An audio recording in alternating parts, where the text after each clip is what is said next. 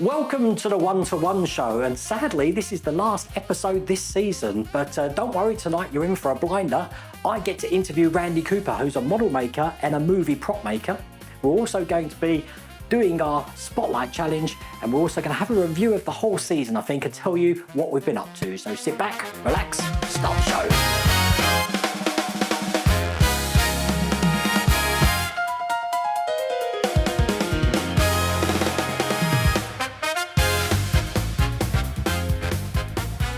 Now, tonight's interview, I get to interview a very good friend of mine, Randy Cooper. Now, Randy I see every year at the Wonderfest sci-fi and fantasy convention in Louisville.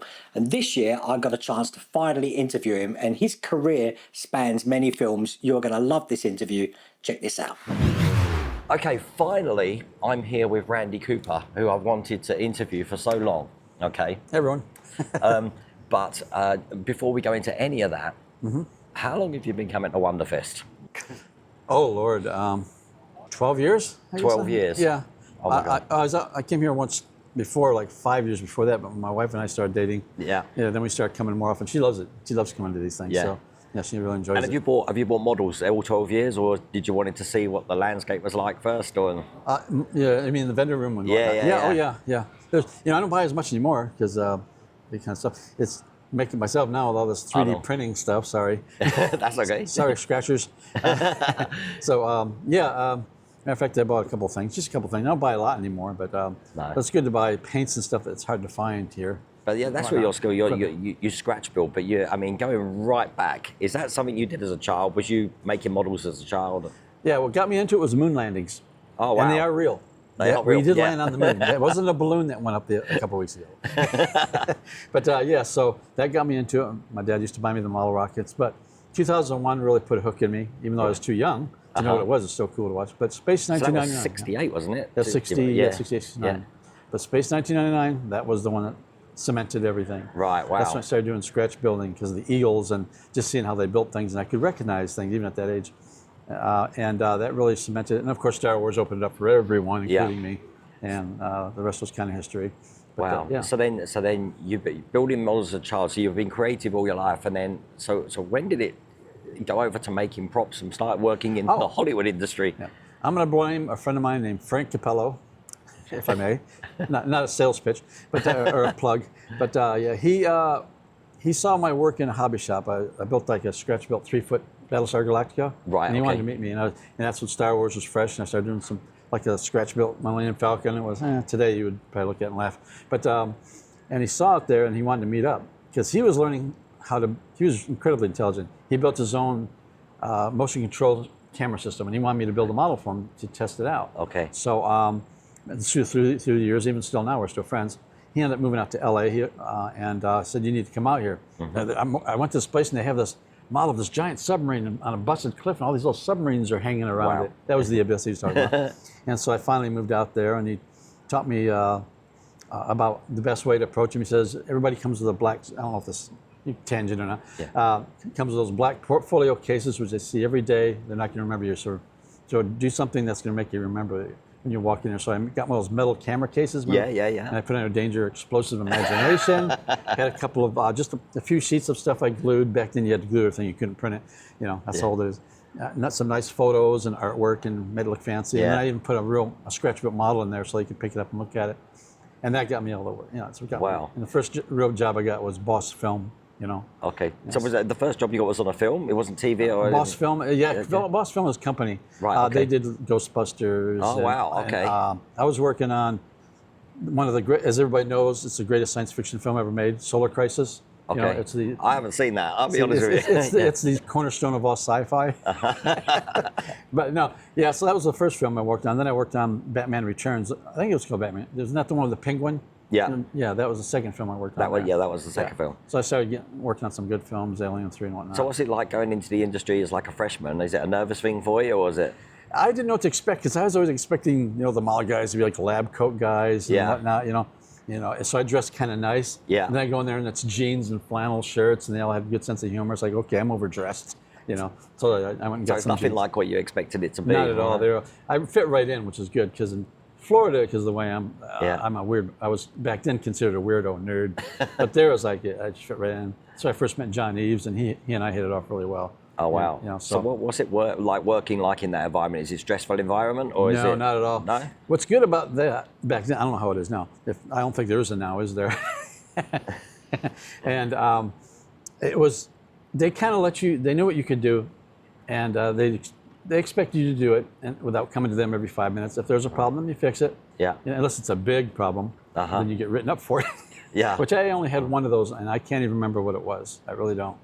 But yeah. So, but no, it was really easy work. It had flex time, so if you come in at 6 a.m. or 9 a.m., as long as you put in your 10, you know, it was real fun to work there. You know? And I guess once you're built like either a prop or a ship or something like that, when it's done, your job's not finished. Then I guess you've got to be there for the whole production, just in case something goes wrong with that. Is that? Well, they do have guys. We call them set guys. Right. Okay. And I've always hated set because it's a real hurry up and wait mentality.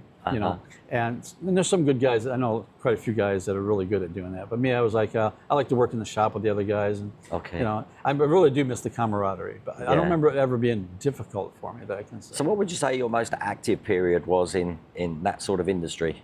It would definitely be from my first start, '89, up to one was Starship Troopers, '96. Wow. Yeah. So right from Tim Burton's Batman up to God, yeah. So it's in the 90s, really. Yeah, wow. it was up through Starship Troopers, and then CGI started making a big impact on it. Yeah. And let's put it this way: I started off '89 making $15 an hour. Yeah. And then the last job that was offered to me in 2004 was $15 an hour. I said, goodbye. So I moved away and started the whole kit building thing, which a friend of mine helped me with. And where was you based while all this during that period of time? In Hollywood? Yeah. Did you? Yeah, you move around a lot. Oh, right. From one shop to another. You know. Yeah. So the Boss Films, Stan Winston's, Wow. Legacy. God. Lots of smaller shops too that are really, really. So name drop. What's some of the biggest films you worked on then? My favorite one was Starship Troopers. Wow, I love that film. Yeah, it's just so different. It was just so different of the way it was presented to people, not just as a, here's the beginning, middle, and end. It was like a documentary, if you like, wasn't it? Yeah, it really was. It was fun. Yeah, everybody it was set up by model makers, not by the bean counters or whatever. They thought what you needed. They knew what we needed, so everything was there. If you need a specific shaped piece of plastic for tubing, they had it, and they're really good. They also had the speech like, "Hey, I don't work and tell you what to do. You're professionals. We expect you to do what you do," and blah blah blah. So that was a good place to work, and it was a really fun adventure. The last one I worked on was Iron Man 2. Yeah. And that was doing what they call the autopsy suit. That's the one that they took apart. He flew away with the silver suit. And that was a lot of fun. Wow. And that was the last big job. Yes, it was like Men in Black, Starship Troopers, the remake of Flight of the Phoenix. The model work was great. It was wonderful. You have to look at my resume. I know it's on my website. AI. The stuff I worked at Stan Winston's. We'll do that. Stan Winston's, I worked on AI, artificial intelligence. Wow. Terminator 3. Spider-Man 2, which was a lot of fun. Wow. Working on Doc Ock. You got to do a lot of work on that. As well as Bicentennial Man I worked on over there. Love that film as well. Yeah, I like that film. Some stinkers. I guess it was Solar Crisis was a stinker first film. Mafia, Jane Austen's Mafia was done by the Zucker brothers. Not very good. I worked on a Jackie Chan film called Gen X, I think it was called, or Gen Z. Yeah, we did this miniature of their famous, kind of like they have over in, I was going to say you have, you're not from Australia. I'm Australian. Are you? I was born there. Oh, were you? Okay. Well, you know how you have the big opera house there? Yeah. They have something like that. I think it's a convention center on the water in Hong Kong. Right, yeah. Well, we had to do a miniature of that and blow it up. Oh, wow. So, but there's a lot of fun little things that I worked on. Yeah. Do you miss that? All of that? Oh, yeah. I miss the camaraderie, hanging out with people and working with them. A lot of fun. Oh, you got my list? Yeah, go on. Yeah. Unless you want to read it. Let Wayne read it. You're better. Okay, so Bicentennial Man, great film. Gentleman Broncos, Ironclad, Iron Man 2, Spider-Man 2, Terminator 3, AI, Alien 3. I like that. I like Alien 3. I like Fincher, yeah. I worked out with John East. He's a cut-up. Oh, yeah, definitely. Batman Returns, Chronicles of Riddick, Flight of the Phoenix. Love that film as well. Yeah. Mafia, Men in Black, Muppet Wizard of Oz. No Way Back, Solar Crisis, Stargate, Starship Troopers, Team America. Yeah, Team America. Yeah, that was one of the very last. I take it back. That was one of the very last ones I worked on before I moved, and I came back to work for on Iron Man 2 for a little bit. Oh wow! But that was I can't tell the story about Team America. But, I bet. Oh, it's Spice Girls Spice video. Girls Yeah, they video. rented Oh, wow. some of my movie models. That's right. Wow. Yeah, they did like a sort of a Blade Runner looking Yeah. video back then, and they busted their crap out of a couple of them. Oh, and my never God. got reimbursed. They didn't fulfill their insurance. Sorry, that's how it works sometimes. No, that's like, Music videos. It's like just a small company for a limited time, then all of a sudden everything just disappears. So you can't go after anyone. So while you're working in the industry, Yeah. what are you doing at home? Do you still you're building models and doing that at work? Yes, back Do you then. still do it at home as well? You had the passion there at home, or was that? Yeah. Yeah. It's one.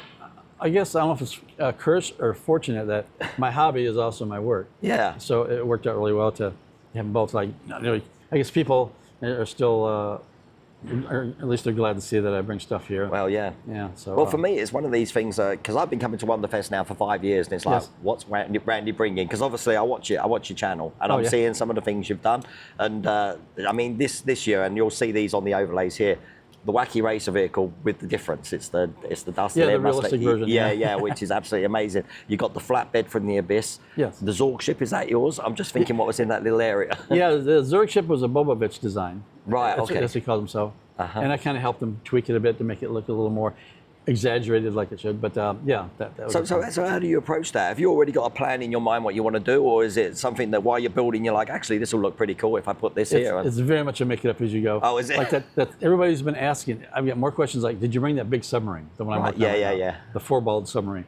And that's like, nope, broken LEDs. Nope, broken LEDs. And it's like, like taking a little kid, making a kid eat his dinner and he doesn't get his dessert. It's like, oh man. That's how they react to it. So that would come here next year. But yeah. But it's going to be kind of fun transitioning over to 3D building because, boy, I was the fighter. Well, I'm telling you, you've done something I couldn't do because you obviously did the traditional molding kits and stuff like that. And then you taught yourself like 3D modeling online, CAD modeling, if you like. Yeah. Robert James. Right. Okay. He, I'm sure a lot of people might know him because he does it. He turned me on to 3D Builder. It's very limited. Yeah. But it basically is a 3D kit bashing program for me.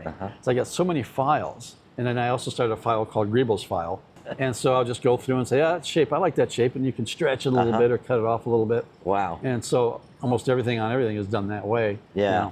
Because 3D Builder, you can do spheres, squares, triangles, but you can't do any morphed, type shapes, And Well, I've really tried to give it, but I just like it just goes I too don't have much. it either. Yeah. I'm the same way with some of those. There are just too many buttons along the edge. With 3D Builder, it's like a couple of buttons. You got a shape, you pick it, and. So what do you think about the advent of the 3D printer now? It's changed everything really, hasn't it? Yeah. You've now got rid of all your molds, haven't you? Where they're going, yeah? My mold area is now my office. Wow. God. Yeah. So I have a still small table for doing like castings, like if I do clear Yeah. parts and whatnot, I'm guessing it's cheaper because making molds and stuff. Yeah, that part is. Yeah. But it's interesting though because when you're printing the model though, it's still a lot of money. I mean, that submarine, I must put like $80 in resin just to make that. Oh my God. Because it's like $40. Not counting failures. Yeah.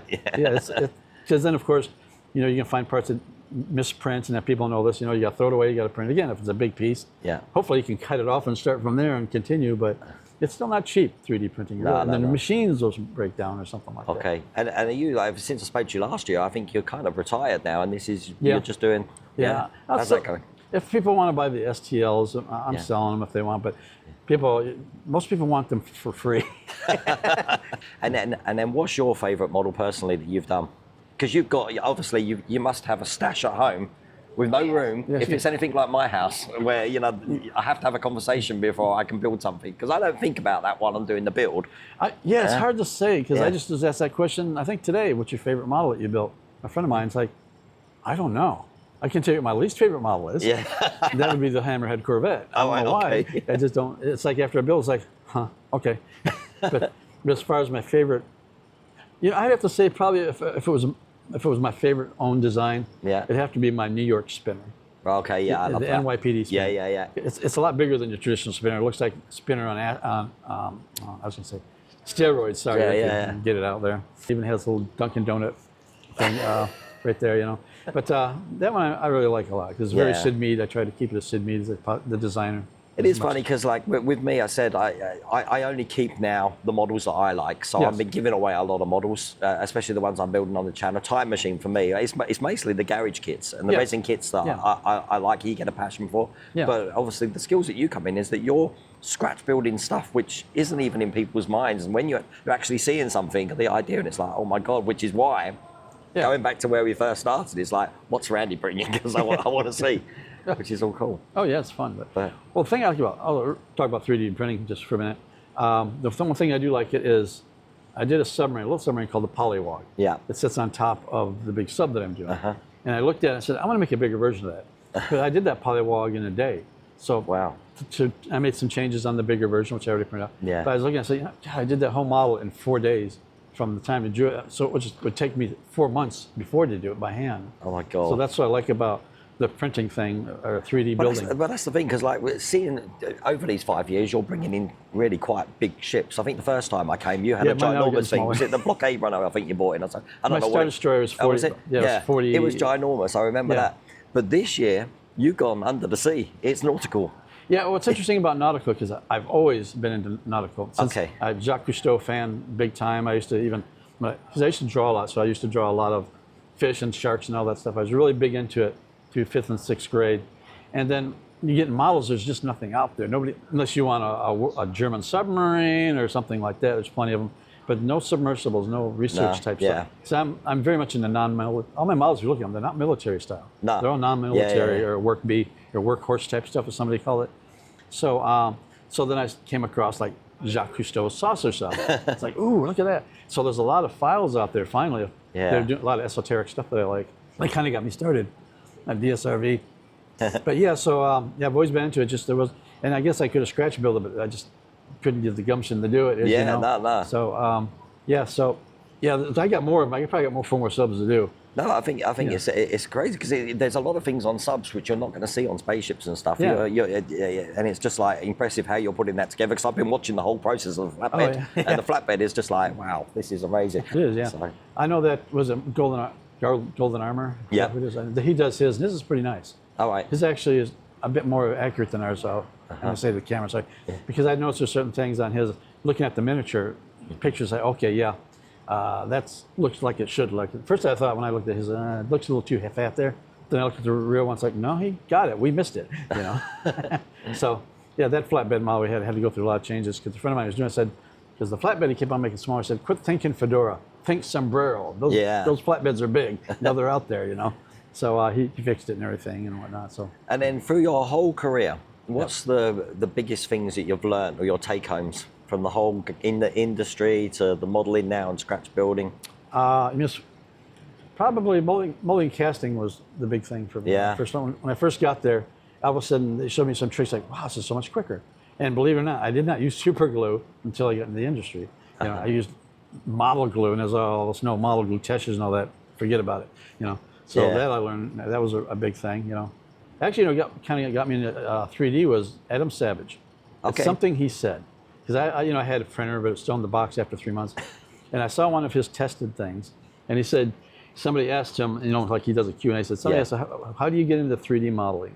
And he says, if you're going to do it, do something that you really want, a model that you really want, and it's going to push you to do it, to get it done because you really want it, and that's what did it for me. It turned everything around. I think that's the thing, just jumping straight into it. And then, but make it your favorite model, impressive. something you never could have it. You can't buy anywhere else. Oh, I've always wanted that. But you're a testament as well to just learning new skills as well, because you know how far you've come from. This is all because of sitting on my ass on a 3D printer. I'm telling you, on the computer. You know, that's what. Huh? And a good cook. Yeah, Not like me. I can't cook at all. Oh, Randy, that's been brilliant. Thank you. It's a great insight, and this is some of Randy's work.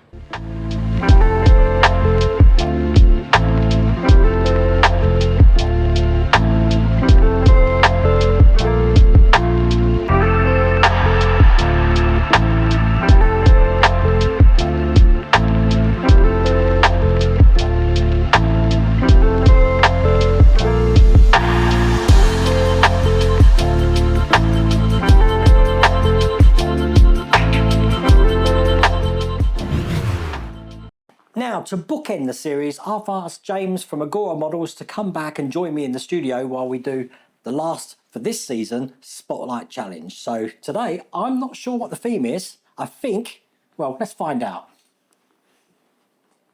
Aha, right, okay. So this is Pandora. Yeah. We've got the banshees here, we've got the ships and stuff like that. I'm thinking it's places we want to be, places we want to visit. Aha. The Shire, Yeah, the Shire. Hobbiton, Yes. Bag End, and then finally Tatooine. Oh, okay. So this is where we'd like to live or vacation? Yeah, where do you like to vacation? Where do you like to visit? Out of all of these, what do you reckon? Well, that's the most spectacular Yes. in terms of floating rocks and kind of the general scenery. So from a vacation, that's a strong contender. Okay.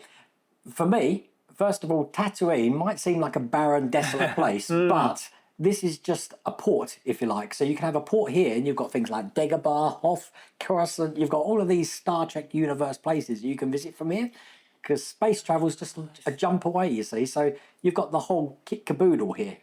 I think that's cheating a bit. You reckon? I mean, there is Mos Eisley, which apparently is a haven of scum and villainy. Well, so yeah, you can go and live there. And the Shire, it's a lovely place, but this is Corby, really.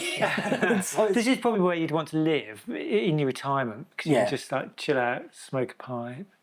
watch fireworks. I fully agree. I don't like the whole Mordor thing going on there, but that's just on your doorstep sort of thing. But the Shire would be something that I would have probably picked. But I think you're right. The magicalness of Pandora, if there wasn't any political turmoil going on, I'm sure this would have been a lovely place to be.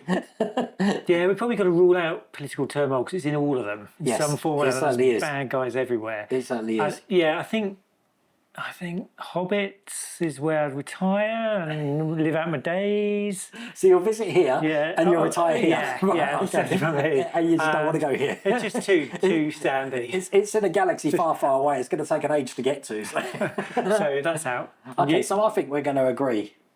Pandora's the one that's going to go up on our wall there. And that means we've got to have 6 pictures on the wall. And that's the Spotlight Challenge done for this season. Oh, well done. Well done on the season.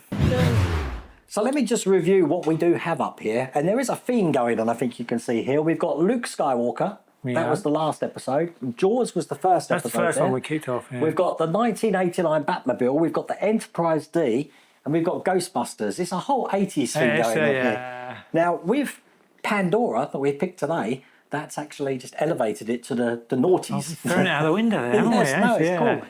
But I think that's quite a pop culture wall we've got going on there at the moment. We're obviously going to continue this next season as well, but we are interested in your ideas. If you've got any ideas for the wall here or any ideas for the show, please feel free to email or write in the comments, and we'll take that on board.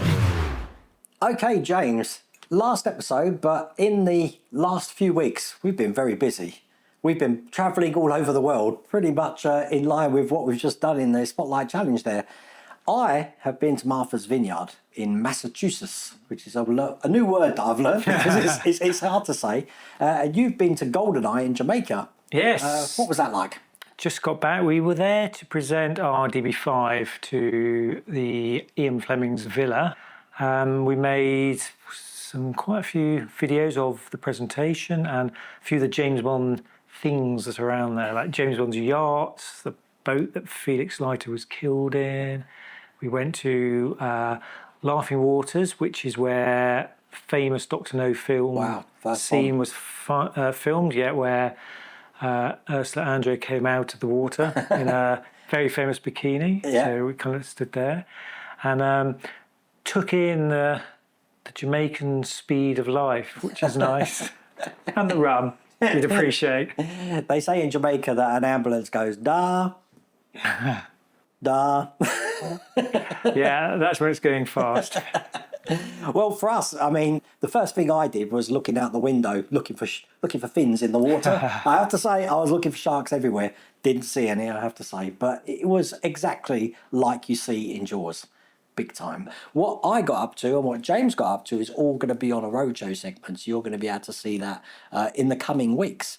But there's a series now. I can't believe it's come to an end after 6 episodes, but obviously there's going to be another season. But I want to review back to the first episode that we did, because I had you and Liam here. Yeah. And there's one question that people keep asking us all the time, and that is, Agora models, where did you get the name Agora, and why did you use the name Agora? Ah, okay. It came from two angles. There's a practical angle and there's like an emotional angle.